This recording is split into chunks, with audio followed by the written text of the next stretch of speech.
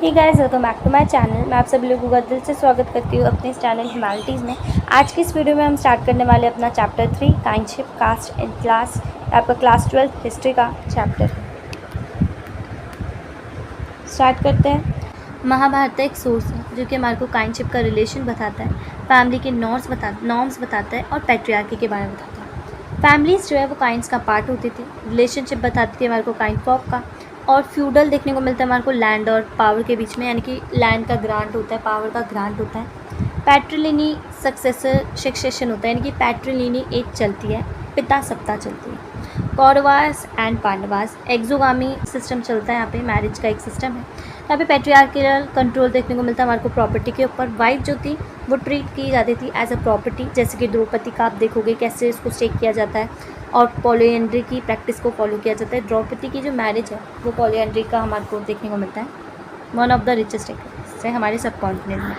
So over 1 lakh versus depict होता है हमारी सोशल कैटेगरीज में और सिचुएशन में। कंपोज किया जाता है आफ्टर 1000 ईयर में। एक टेक्स्ट कंटेन होता है जिसके अंदर हमारे नॉर्म्स लिखे जाते हैं, behaviour of various social group. यहाँ पे महाभारत के बारे में बताया गया है कि स्टोरी स्टार्ट होती है कि जब आपस में 2 ग्रुप्स बन जाते हैं कज़न्स के। वो आपस में लड़ते हैं। किस लिए लड़ते हैं? लैंड के लिए, पावर के लिए। आपने महाभारत सुनी होगी, इसमें कैसे कौरव और पांडव लड़ते हैं कि अब गद्दी पे कौन बैठेगा।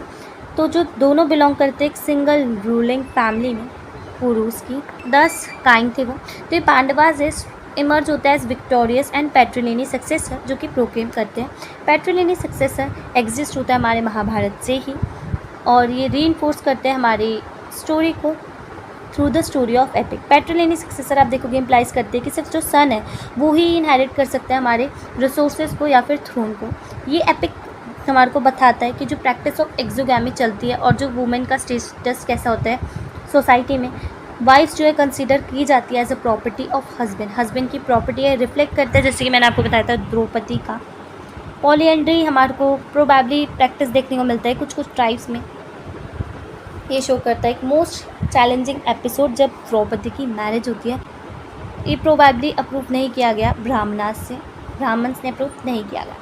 Next V N. Sukthankar and the completion of Mahabharata. V N. Sukthankar एक संस्कृत स्कॉलर है जो कि स्टार्ट करते हैं महाभारत के वर्क को कंपाइल करना इन 1919 में अपनी टीम के साथ। तो संस्कृत मनुस्मृति एक टेक्स्ट है जो कि वो कलेक्ट करते हैं अलग अलग कंट्री के अलग अलग पार्ट से।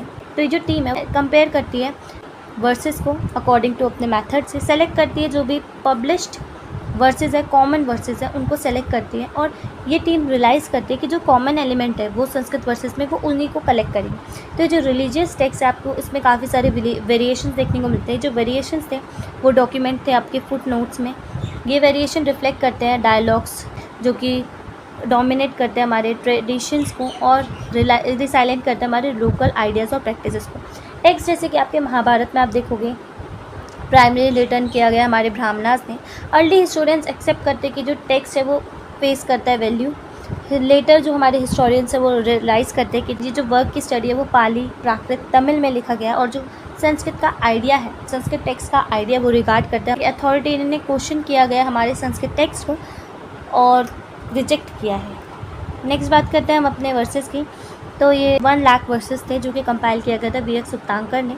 47 ईयर्स लगा था महाभारत को कंपाइल करने में। महाभारत एक कॉमन एलिमेंट है हमारे संस्कृत वर्सेस में जो कि रिटर्न की गई हमारी ब्राह्मणास ने। ब्राह्मणास के लिए ही वेरिएशंस देखने को मिलते हैं हमारे को रिलीजियस टेक्स्ट में। नेक्स्ट बात करते हैं हिस्टोरियन सारे फैक्टर्स जो है वो अपने पास रखते हैं, जिसके बाद वो कंपाइल करते हैं, एनालाइज करते हैं और कॉम्प्लिकेट करते हैं टेक्स्ट। जैसे महाभारत जो है ये एक डायनेमिक टेक्स्ट है जो कि बाद में ऐड हुआ था हमारे सेंचुरीज़ में, जहाँ हमारे बाकी सारे जो वर्सेस है वो ऐड हो चुके थे हमारे रिलीजियस लैंग्वेज में। एक्सोगामी एंड रूल गवर्निंग मैरिज। एक्सोगामी जो है एक सिस्टम है जिसके अंदर जो फैमिलीज़ है हाई सोशल स्टेटस की, वो केयरफुली रेगुलेट करती है अपनी यंग गर्ल्स की लाइफ को, वुमेंस को। ये श्योर करती है कि जो मैरिज है वो एक राइट टाइम में होनी चाहिए और राइट पर्सन के साथ होनी चाहिए। तो जो डॉटर है राइट नहीं है क्लेम करने का अपनी फैमिली के रिसोर्सेज में। और मैरिज आउटसाइड द यूनिट यानी कि काइंड, आपका गोत्र के बाहर होनी चाहिए। कन्यादान कंसीडर किया जाता था एक इम्पॉर्टेंट रिलीजन और ये ड्यूटी होती थी फादर की। एक्सोगैमी के अंदर क्या होता है, मैरिज करना आउटसाइड द यूनिट। एंडोगैमी के अंदर क्या होता है, मैरिज करना इनसाइड द यूनिट। और नेक्स्ट टॉपिक आता है Dharmashastra and their acceptability in the society. तो धर्मशास्त्र जो है वो कोड है सोशल बिहेवियर का, जो कि ब्राह्मणास ने कंपोज किया है, लिखा है उसे। इसके अंदर सारे रूल्स लिखे गए हैं। संस्कृत टेक्स्ट है ये।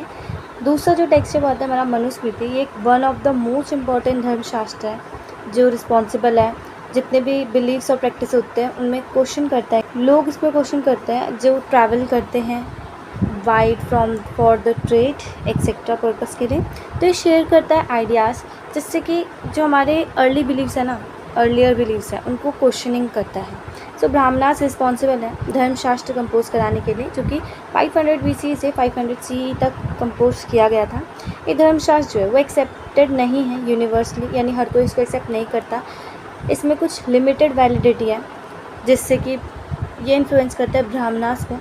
कॉम्प्लिकेटेड है, इसमें सोशल रिलेशन, रिलीजियस डाइवर्सिटी और डिफ़िकल्टीज़ ऑफ कम्युनिकेशन के बारे में बताए गए। Next, gotras and the rule of governing gotra. So classification हो रखा है पीपल का गोत्र के बेसिस में। ये एक ब्राह्मणिकल प्रैक्टिसेस हैं।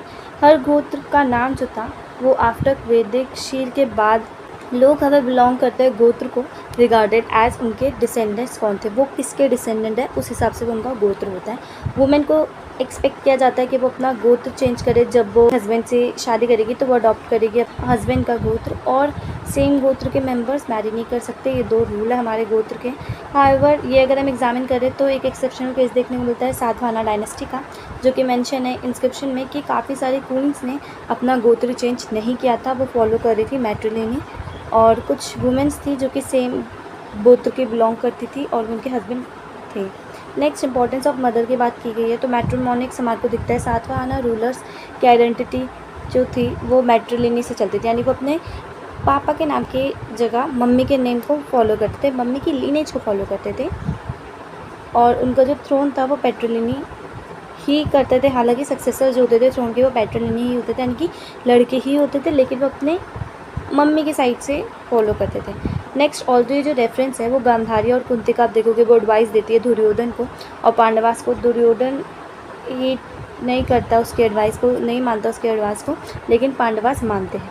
आइडियल ऑक्यूपेशन क्या है हमारे 4 वर्णास का, तो धर्मसूत्र और धर्मशास्त्र में सारे हमारे आइडियल ऑर्डर लिखे गए हैं सोसाइटी के। जो ऑक्यूपेशन है लोगों का, उस हिसाब से क्या डिफरेंट क्लास का क्या ऑक्यूपेशन होना चाहिए, सब लिखा गया है। इसके अकॉर्डिंग ब्राह्मण्स जो हैं वो क्लेम करते हैं कि वो डिवाइन और डाइन। ऋग्वेदा के अंदर देखोगे तो जो ये पुरुष सूक्ता है ये क्लासीफाई करती है क्लासिफिकेशन ऑफ ब्राह्मणा, जिन्होंने कंपोज किया है वो सपोज करते हैं, ब्राह्मण ना सपोज करते हैं कि वो स्टडी और टीच करने के लिए बने वेदास को और परफॉर्म करने के लिए बने सेक्रीफाइसेस को, और जितने भी गिफ्ट्स वगैरह मिलते हैं तो वो रिसीव करते हैं। नेक्स्ट, क्षत्रियास जो है वो वेलफेयर और वॉर प्रैक्टिसेस में इंगेज होते हैं, प्रोटेक्ट करते हैं पीपल को, और एडमिनिस्ट्रेशन यानी जस्टिस प्रोवाइड कराते हैं लोगों को, स्टडी करते हैं वेदास को और सेक्रीफाइसेस करवाते हैं और ब्राह्मणास करते हैं।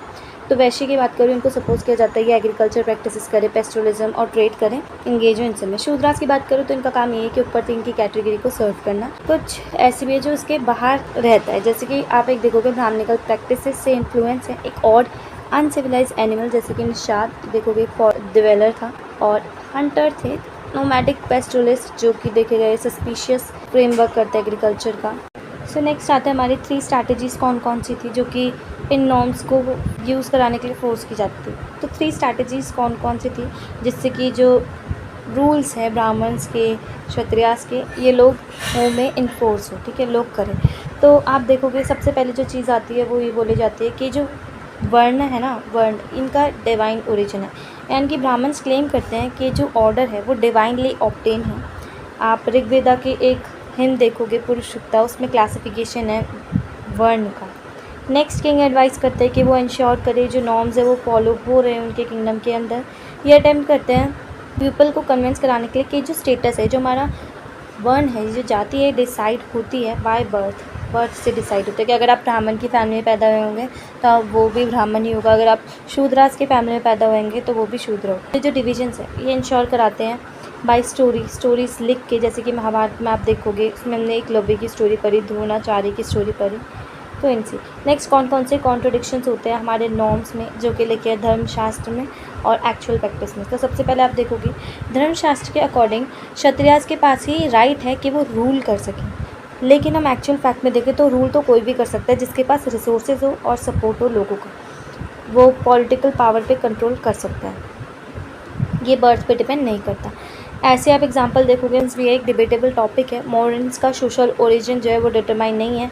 ब्राह्मिकल टेक्स्ट में ये डिस्क्राइब है कि वो लो ओरिजिन से बिलोंग करते थे, जैसे कि शुंगास और कनवास जो कि एक ब्राह्मणिकल का कैटेगरी में आता है। नेक्स्ट एक आइडेंटिफिकेशन देखोगे गॉड्स का, ये ऑनरिंग करती है हमारे सांस्कृतिक ट्रेडिशन में, जैसे शाका रुद्रदमन एक मेलाछा थे जिन्होंने रीबिल्ड करी थी सुदर्शन लेक। ऐसी सातवाहना किंग की गौतमी पुत्र श्री सतकर्णी क्लेम करते हैं कि वे क्षत्रियास लिए है, जबकि वो नहीं है क्षत्रिय, वो भी ब्राह्मण थे।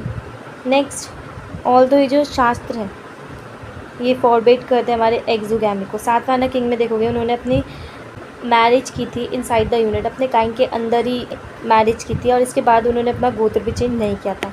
वुमेंस ने अपना गोत्र गिव अप नहीं किया था और सातवाहना की रूलर्स क्वींस ने, सातवाहना की काफ़ी क्वींस ने अपना जो गोत्र था उसको चेंज नहीं किया था। नेक्स्ट बात करते हैं कंपेयर एंड कॉन्ट्रास्ट वर्नाज एंड जाति। तो वर्नाज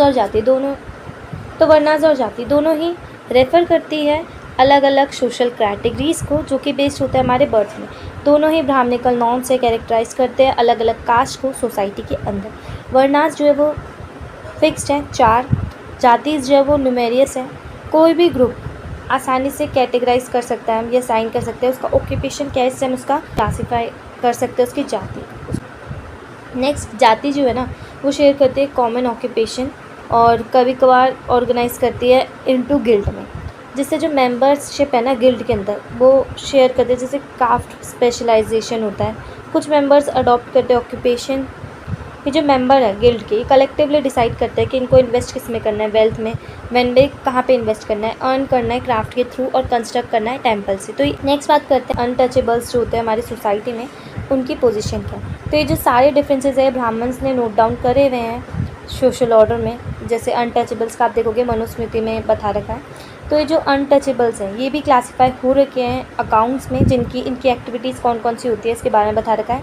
ये जो कास्ट है वो परफॉर्म करती है रिचुअल्स, जो ब्राह्मण्स हैं वो कंसीडर करते हैं कि ये इम्प्योर है। ये जो अनटचेबल्स है वो इनप्योर्स है, ये हैंडल करते हैं कॉप्स, यानी डेड बॉडी को दफनाने में हेल्प करते हैं और इन्हें चंडाल्स बोला जाता है। ये ना सबसे ज़्यादा नीचे आते हैं हमारे सोशल हायरार्की में, शूद्रा से भी नीचे आता है। तो ये पॉसिबली इनको हम रिगार्डेड क्या बोलते हैं, ये पॉल्यूटिंग और अनटचेबल्स बोला जाता है। ये अनटचेबल्स है फिर चंडाल्स के लिए काफ़ी स्पेसिफिक रूल्स होते हैं, कुछ ड्यूटीज़ होते हैं जो कि मनुस्मृति में लिखी गई हैं, जैसे कि इनको विलेज के बाहर रहना पड़ता है और जो मरे हुए के डिस्कार्डेड यूटेंसिल्स होते हैं, क्लोथ्स होते हैं, ये उनको यूज़ करते हैं और ये विलेज के अंदर नहीं जा सकते और ये सिर्फ नाइट में ही जा सकते हैं और जब ये जाएंगे तो उनको ताली बजा के जाना पड़ता है क्लैप करके, ताकि लोगों को पता चल जाए यार तो सब लोग साइड हो जाए, दूर हो जाए। इधर देखो the Chandal have had to even sound a clapper announce करने के लिए कि उनकी प्रेजेंस के बारे में पता चले। तो ब्राह्मणिकल टेक्स्ट जो है वो कंफर्म करता है चंडाल्स के बारे में, लेकिन जो बुद्धिस्ट टेक्स्ट है ठीक है तो वो एक हिंट देता है, डिफरेंस बताता है, क्वेश्चन करता है ब्राह्मणिकल प्लेस प्रैक्टिसेस के बारे में। नेक्स्ट जो चाइनीज़ ट्रैवलर है पाजियान और जियोंगसा, इन्होंने डिस्क्राइब किया है जो चंडाल्स का हमारा स्टेटस है सोसाइटी में उसके बारे में। Next rule governing the divisions of paternal state according to Manusmriti. Manusmriti के अकॉर्डिंग जो पैटर्नल स्टेट है हम उसको डिवाइड कर सकते हैं इक्वली अमंग सन्स। जब डेथ हो जाती है पेरेंट्स की तो जो एल्डर सन है उसको एक स्पेशल शेयर मिलता है, वुमेन के पास कोई भी राइट नहीं होता, ना वो क्लेम कर सकते अपने पैटर्नल रिसोर्सेज में। वुमेन को अलाउ होता है कि वेडिंग गिफ्ट एज ए स्त्री धन में उसे मिले, वेडिंग गिफ्ट में मिले और ये उसके चिल्ड्रन को इनहेरिट कर सकते हैं, लेकिन हस्बैंड को उसमें कोई भी क्लेम नहीं होता कि वो ले। वुमेन को वॉर्न किया जाता है कि अगेंस्ट होर्डिंग फैमिली प्रॉपर्टी, यानी फैमिली की प्रॉपर्टी के अगेंस्ट मतलब नहीं मिलेगी उसको फैमिली की कोई प्रॉपर्टी या फिर ज्वेलरी। जो अपर क्लास वुमेन होती है हाउएवर उसको एक्सेस होता है रिसोर्सेज में, जैसे कि आप प्रभावती गुप्ता का देख सकते हो। सोशल डिफरेंसेस देखने को मिलता है हमारे को मेंस और वुमेन्स में, जो कि शेप होते हैं और अलग अलग आपको, क्योंकि जो डिफरेंसेस हैं ये रिसोर्सेज के ऊपर होता है। जैसे कि आप द्रौपदी का देखोगे, इसका क्वेश्चन क्या था, गेम ऑफ डाइस, डाइस के ऊपर उसका युधिष्ठिर जो था वो उसको एक प्रॉपर्टी समझता था। Next according to Manusmriti man के पास मैन एक्वायर कर सकता है वेल्थ को और इनहेरिट कर सकता है। Finding, purchase, conquest, investment, work, ये सब वो कर सकता है। वुमेन एक्वायर कर सकती है वेल्थ को थ्रू जो भी इसको गिफ्ट उसके मैरिजेस में मिलते हैं, ब्राइडल को जितने भी मिलते हैं उसमें, as a token of affection. Next difference in Buddhist theory of social contrast from the Brahmanical. जब बुद्धा रिकॉग्नाइज करते हैं जितने भी हमारे डिफरेंस है सोसाइटी में, ये वेदा के हिसाब से, लेकिन ये रिगार्ड नहीं है, ये नेचुरल नहीं है और इनफ्लेक्सिबल नहीं है, यानी कि जितने भी रूल चाहिए हमने खुद बनाए हैं। बुद्धा की जो टेक्स्ट है वो रिजेक्ट करती है कि जो स्टेटस की बात आती है, स्टेटस क्लेम करने की या फिर बेसिस ऑफ बर्थ। पाली का टेक्स्ट देखोगे माजीहिमा नियाका, तो उसमें एक्सप्लेन किया गया है हमारे सारे वर्णास के बारे में और बोला गया कि जो सारे वर्णास है वो सेम है। ये कंप्लीट कॉन्ट्रडिक्शन है जिसने सोशल क्लासिफिकेशन कर रखा हमारे वेदास का। तो सुत्त पिताका स्टेट करते हैं कि जो इंस्टीट्यूशन है काइंडशिप का वो बेस्ड होता है हमारे ह्यूमन की चॉइस में। ये जो टेक्स्ट है वो एक पेमेंट होती है जो कि लोग करते हैं किंग को ताकि उनको सर्विस प्रोवाइड करे किंग। तो जो बुद्धिस्ट थ्योरी है वो बिलीव करते हैं कि जो ह्यूमन एजेंसी है वो डिवाइन नहीं करती थ्योरी को, ये रिस्पॉन्सिबल करती है क्रिएशन करना वर्णास का और जो इंस्टीट्यूशनल सोशल इकोनॉमिक रिलेशन है इन कॉन्ट्रैक्ट्स तो बुद्धिस्ट थ्योरी। नेक्स्ट बात करते हैं डिफ़िकल्टीज़ क्या क्या आती है टेक्स्ट को एनालाइज करने में एज कॉम्प्लेक्स एज महाभारत। सबसे पहले लैंग्वेज में आती है। जो संस्कृत की लैंग्वेज होती है वो सिर्फ ब्राह्मणास ही लिखते हैं और ब्राह्मणास खुद के लिए लिखते हैं, ब्राह्मण्स के अलावा कोई भी नहीं पढ़ सकता। जैसे जो नॉर्मल लोग हैं उनको समझ में नहीं आएगी। तो जो लैंग्वेज है ये एलिट होती है, एलाइट के लिए बनाई जाती है। हिस्टोरियंस एक्सेप्ट करते हैं नॉर्म्स को जो कि टेक्स्ट में लिखे गए हैं और उनकी फेस वैल्यू को, पर लेकिन बाद में जो हिस्टोरियंस है रियलाइज़ करते हैं जो टेक्स्ट है वो कंसीडर किए जाते हैं एज अथॉरिटेटिव और क्वेश्चन करते हैं, टेक्स्ट को स्टडी करते हैं पाली, प्राकृत और एक्सेट्रा में। नेक्स्ट बात करते हैं कंटेंट की। तो कंटेंट होते हैं, हिस्टोरियन क्लासीफाई करते हैं कंटेंट को टू ब्रॉड कैटेगरीज में, नरेटिव और डायरेक्टिव। नरेटिव का मतलब होता है जहाँ पे आपने सिर्फ स्टोरी का बता दिया, मेन पॉइंट्स हाईलाइट करते हैं। डायरेक्टिव का मतलब होता है एक जो श्लोक है उसको पूरा एक्सप्लेन करना अच्छे से। नेक्स्ट ये जो डिवीजन होता है नरेटिव सेक्शन का, इसके अंदर स्टोरीज होती है। डायरेक्टिव के अंदर डायरेक्टिव आपका पहला पोर्शन नहीं होता है, डायरेक्टिव आपका बाद में आता है। तो इसके बारे में ट्रूथ और फिक्शन के बारे में बताया जाता है, ऑथर और ट्राइम थीम। तो जो ट्रूथ और फिक्शन है, कॉन्फ्लिक्ट चलता है हमारा other points towards lack of corroborative evidence sustainable, जो क्लेम करते हैं नॉर्म्स को एब्सोल्यूट वाटर टाइट। जो हिस्टोरियन से बिलीव करते हैं महाभारत जो है वो एक ड्रामेटिक स्टोरी है, वाइल जो महाभारत है वो डिस्क्राइब की गई है इतिहास यानी कि meaning literary thus it was एक जर्नल ट्रांसलेशन है। हिस्ट्री का मतलब क्या होता है इतिहास। तो ऑथर जो वो टाइम का ऑथर एंड टाइम फ्रेमवर्क, जो बैकग्राउंड है ऑथर्स का वो बताते हैं हमें, रोड करते हैं टेक्स्ट, एक्सट्रीमली इंपॉर्टेंट है हिस्टोरियंस। तो अगर मैं आपसे बात करूँ कि महाभारत के बारे में किसने देखा था, तो चैरिएटर बार्न्स, इन्होंने हमारे को स्टोरी बताई। जो रथ के आगे जो चराते हैं रथ को, उनको बोला जाता है। इन्होंने महाभारत को पूरी देखी थी, तब ये स्टोरी तब से चलते आ रही है और इसको बाद में रिटन फॉर्म में लिखा गया। Next society and norms. तो अब Havells in the social norms और नॉर्म्स में आप देखोगे रिफ्लेक्ट करती है स्टोरीज़ को। मोस्ट चैलेंजिंग एपिसोड क्या था, द्रौपदी की मैरिज होना पांडवास से, और ये प्रेवलेंस थी पॉलीएंड्री की। हाउएवर काफ़ी लोग एक्सप्लेनेशन देते हैं ये एपिसोड जो था वो सजेस्ट करता है पॉलीएंड्री को ग्रेजुअली डिसफेवर में होते हैं काफ़ी सारे लोग। ब्राह्मण से रिकवर करते हैं, रीडेवलप करते हैं इस टेक्स्ट को सेंचुरीज़ में। तो रिलीजियस फैक्टर क्या होता है, one of the most important की जो एपिक्स हैं वो आइडेंटिफाई होते हैं विष्णु से। तो जो चेंज एक रिलीजियस नॉर्म है ये इन्फ्लुएंस करता है हमारी स्टोरी की राइटिंग को। इस टाइम पे जब महाभारत लिखी जा रही थी तो हमारी बख्शिश होती थी विष्णु जी की, ये ग्रो हो रहे थे और इम्पोर्टेंस थी हमारी कृष्णा जी की। Next challenges of lack historian evidence. Mahabharata जो इसके अंदर कंटेन है वाइवेड जोग्राफिकल लोकेशन जिसकी वजह से, और आर्किटेक्चर डिस्क्रिप्शन। महाभारत के अंदर काफ़ी वाइवेड जोग्राफिकल एंड आर्किटेक्चर डिस्क्रिप्शन है जिसके बाद हमारे को कोई भी आर्कियोलॉजिकल सोर्स नहीं मिलता और सपोर्ट करता है सेम हिस्टोरिकल। हमारे को कैपिटल कुरुतो देखने को मिलती है, जो डिस्क्रिप्शन है हमारे टेक्स्ट का, एक्सिबिशन देखने को मिलता है, हमारे को हस्तिनापुर जैसे नाम की एक जगह देखने को मिलती है। Retelling and re enactment. तो काफ़ी सारे वर्सेस जो है हमारे एपिक के वो रिटर्न किए जाते हैं अलग अलग लैंग्वेज में। बहुत सारे कॉन्टेम्प्रेरी राइटर्स से हमारे को इस एपिक के बारे में देखने को मिलता है, बहुत अलग अलग क्रिएटिव वे से वो लिखते हैं। तो जो सिचुएशंस और नॉर्म्स हैं वो एक्सट्रीमली गुड सोर्स है स्टडी करने का हमारे एंशिएंट टाइम्स के सोशल नॉर्म्स को, जिसके अंदर हमारी स्टोरीज आती है कि उनका ओरिजिनेट कैसे हुआ था, स्पेसिफिक रीजन में सर्कुलेट होती है जिससे अलग अलग। Mahabharata as a source to study the social norm of ancient time. तो जो महाभारत है ये one of the biggest epic है हमारा एंशियंट इंडिया का, जो कि डिपिक्ट करता है wide range of social kingdom. Patriarchal society हमारे को देखने को मिलती है, पितृ सत्ता, ठीक है, जहाँ पे मेल का जो पावर होती है, ठीक है, वो बहुत ज़्यादा होती है, मेल का जो डोमिनेंस होता है वो देखने को मिलता है। महाभारत के अंदर जो सन है उनको प्रेफरेंस दी जाती है कि उन्हीं को राइट है रिसोर्सेज को क्लेम करने का, इनहेरिट करने का। नेक्स्ट, स्टेटस ऑफ वुमेन की बात करूँ तो आप देखोगे कैसे वुमेन को प्रॉपर्टी की तरह ट्रीट किया जाता है। महाभारत में ही देखोगे आप कैसे मिस्टर जो है वो द्रौपदी को प्रॉपर्टी की तरह दाव पे लगा देता है और बाद में वो हार जाता है। तो यहाँ पे आप इम्पोर्टेंस देखोगे मदर्स की, जो एपिक रिफ्लेक्ट करता है मदर्स की इंपॉर्टेंस की। जैसे कुंती ने बोला था कि अब तुम भाई आपस में बांट लो, तो उन्होंने एक मदर की बात को कितना इंपॉर्टेंस दिया और भाइयों ने पूरा शेयर किया था।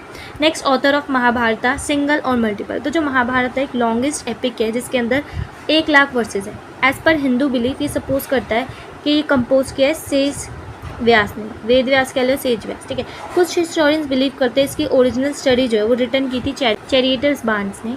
ये इनको सूतास भी बोला जाता है। अकम्पेन करते हैं क्षत्रियास वॉरियर्स के फील्ड में, बैटल फील्ड में। कुछ पॉम्स और कुछ स्टोरीज रीइंफोर्स होती है इस टेल्स में, कंपोज करती है इनकी विक्ट्री की सेलिब्रेशन और अचीवमेंट। ये ट्रांसमिशन हमारे को दिखता है ओरल अर्लियर, यानी कि जैसे ख़त्म हो गई तो बातें आगे चलती होगी, स्टोरी 5th सेंचुरी तक चलती होगी, जिसके बाद इसको लिखा था ब्राह्मणास ने। ये एक न्यू किंगडम था पंचाला, जिसको इतिहास के तौर पे लिखा गया, रिकॉर्ड किया गया। सर्टेन नॉर्म्स जैसे कि हमारे को वर्कशिप देखने को मिलती है विष्णु जी की, इंपॉर्टेंस पता चलती है हमारे को कि कैसे 200 BC से 200 CE में कृष्णा को इम्पोर्टेंस फिगर ऑफ एपिक मिली, आइडेंटिफाई किया गया उनको। Next, relevance of the excavation BBL। तो 1951 से 52 में एक विलेज मिला हमारे को हस्तिनापुर नियर मेरठ, एक्सकवेट किया आर्कियोलॉजिकल BB लाल ने। ये क्लियर नहीं था कि ये हस्तिनापुर ही है महाभारत वाला इंसिडेंट हो सकता है। BBL ने फाउंड किया 5 ऑक्यूपेशनल लेवल हस्तिनापुर में, जिसमें से 2nd और 3rd इंपॉर्टेंट है। BB लाल ने ऑब्जर्व जो हाउस है ना 2nd फेज के, यानी 12th से 7th सेंचुरी में। कोई भी डेफिनेट प्लानिंग नहीं देखने को मिलती हमारी हाउसेस की। जो मॉल्स बनी थी मड ब्रिक्स की, और ये डिस्कवरी थी मड प्लास्टर की। प्रोमिनेंटली सजेस्ट करते हैं कि कुछ हाउस जो थे वो रीड वॉल प्लास्टर किए गए थे और जिसके ऊपर मड लगाया गया था। 3rd फेज में हमारे को देखने को मिलता है कि जो हाउसेस पीरियड है वो बने थे मड ब्रिक से और बर्न ब्रिक से। सोकेट जार ब्रिक ड्रेन्स देखने को मिलते हैं ड्रेनिंग के लिए, ड्रेनिंग पर्पस के लिए, और रिफ्यूज़ करते हैं वाटर को। टेराकोटा रिंग वेल देखने को मिलता है ड्रेन्स और ड्रेनेज पिट्स और वेल्स के लिए। अब चैलेंजिंग एपिसोड क्या था महाभारत में? द्रौपदी की मैरिज। ये पूरा एक्सप्लेन ने ऑलरेडी कर दिया था कि द्रौपदी की जब मैरिज होती है पांडवास से, तो ये सबसे ज़्यादा मोस्ट चैलेंजिंग एपिसोड होता है पूरे महाभारत का। कंट्री का इंट्रोडक्शन ही ये हमारा सेंटर है नरेटिव टेक्स्ट महाभारत का। प्रेजेंट डे की बात करें, हिस्टोरियंस बिलीव करते हैं ये प्रैक्टिस पॉलीएंट्री की। नेक्स्ट बात करते हैं अपने महाभारत एक डायनामिक टेक्स्ट की है। तो ये जो महाभारत है वो यहीं पे स्टॉप नहीं होता संस्कृत वर्जन में। हमारे को इसके भी सेंचुरीज़ के बाद भी हमारे को वर्जन देखने को मिलता है एपिक्स के, जो कि रिटर्न है काफ़ी सारे लैंग्वेज में, जैसे कि पाली, प्राकृत एक्सेट्रा। ये जो सेंट्रल स्टोरी है वो ऑफन हमारे को बताती है कि वेरियस वैरायटी ऑफ वेज बताती है सप्लीमेंट करने के लिए स्टोरीज़ को, जैसे कि आपने अलग अलग स्टोरीज़ देखी होगी। ये एपिसोड डिस्क्राइब करता है महाभारत में डिपिक्ट करता है हमारी स्कल्पचर, पेंटिंग्स प्रोवाइड करता है हमारे को प्ले, ड्रामा और डांस। एक contemporary Bengali writer Mahasweta Devi draw करती है attention to certain details of Sanskrit. So that is for this video. यहीं पे आपका ये चैप्टर कंप्लीट हो चुका है। मैं आपसे मिलती हूँ नेक्स्ट वीडियो में, तब तक के लिए बाय बाय, टेक केयर।